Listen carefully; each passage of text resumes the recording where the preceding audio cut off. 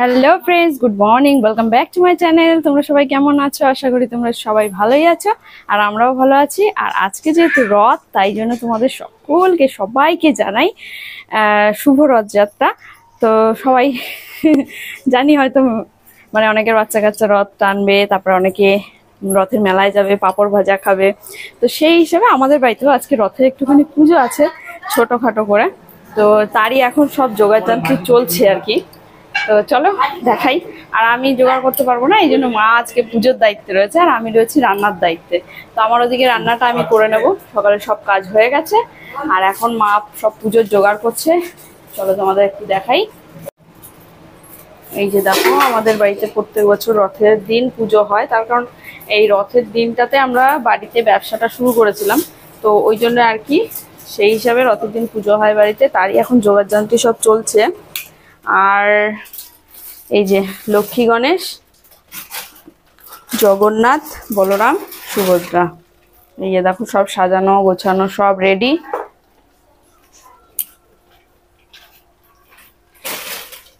আর এখানে আলপনা দিয়েছে আমার দিদি বড় মেয়ে, এই যে ইনি আলপনা দিয়েছেন আজকে। একটা ঠ্যাং বড়, একটা ঠ্যাং ছোট, একটা এই দেখো মা এই পায়ের গোড়ালি আছে, ওই পায়ের মনে হয় গোড়ালি নাই, দেখো একটা কি কি দিয়েছে। এ বাবা, আর চল। আর এ আবার নাকি স্নান না করেই বলছে পুজো দেবে, বলছে বাচ্চাদের নাকি দোষ নেই, এসব বলে যাচ্ছে। আর এই যে আমাদের ছোট্ট রথ পাশে রাখা রয়েছে। আর একটা এই শরৎ মা, একটু সরম যাই ওইদিকে, ছাদে যাই। আর একটা জিনিস তোমাদের একটু দেখাই, এই দেখো গাছে সেই কটা ড্রাগন ফল হয়েছিল, সেগুলো পেকে গেছে, লাল লাল হয়ে গেছে, কিন্তু বড় হয়নি বেশি, ছোট ছোট, কিন্তু পেকে লাল হয়ে গেছে। তো ভালো হয়েছে, আজকের দিনে হয়েছে, ঠাকুরকে পুজো দেওয়া যাবে। তো এগুলো পেরে নিয়ে পুজো দেওয়া, মানে পুজোর কাজে লাগিয়ে দেবো। আর এই গাছগুলোর মধ্যে কি সুন্দর কত ফুল হয়েছে দেখো, কালারিং কালারিং নানান রঙের ফুল ফুটেছে। তো হয়ে গেছে। আর ভেবেছিলাম যে এই সবেদাগুলো পাকলেও ভালো হতো, তাহলে পরে সবেদাগুলো আজকে দিতে পারতাম, কিন্তু সবেদাগুলো রোজই এসে হাত দিয়ে একবার করে টিপে দেখি, কিছুই হয় না, শক্ত ইট হয়ে রয়েছে, জানি না কবে পাকবে। তো চলো এই ড্রাগন ফলগুলোকে পেরে ওখানে দিয়ে দিই ঠাকুরের কাছে।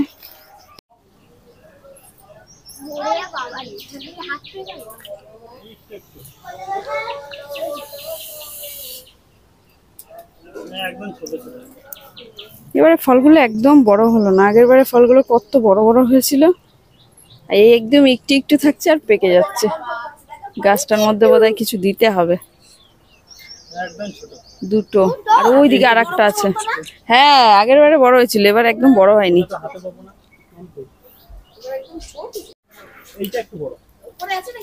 আর একটা আছে না, তুই ছাড়াচ্ছিস কেন? তুই পারবি না, তুই পারবি না, নষ্ট করে দিবি, দিয়ে দে তুই।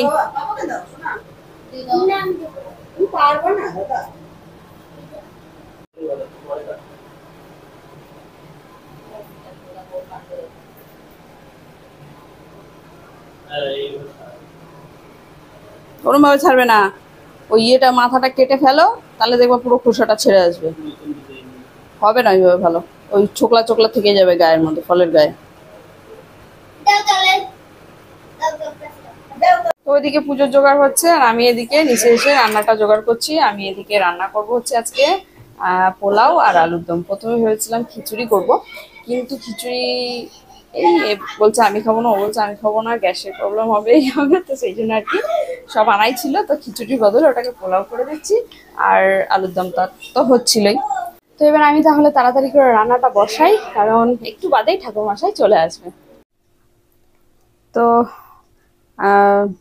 এর আগে তো তোমাদের দেখাচ্ছিলাম যে আমাদের বাড়িতে পুজো হচ্ছে, কিন্তু হঠাৎ করেই খবর আসে যে আমার শাশুড়ি মা মারা গেছেন। তো তার জন্য আর কি পুজোটা, মানে পুজোও হয়ে গেছে, উনিও মারা গেছেন, এরকম ব্যাপার। তো পুজো হয়ে গেছে, কিন্তু উনি মারা গেছিলেন, তো সেখানে আমরা চলে গেছিলাম হঠাৎ করে, সব বন্ধ টন্ধ করে রেখে। তো এখন আবার চলে এসেছি রাত্রিবেলায়, সবকিছু হয়ে গেছে। তো চলো, আজকে আর কিছু বলতে পারছি না, আজকে এই পর্যন্তই। সবাই ভালো থেকো, সুস্থ থেকো।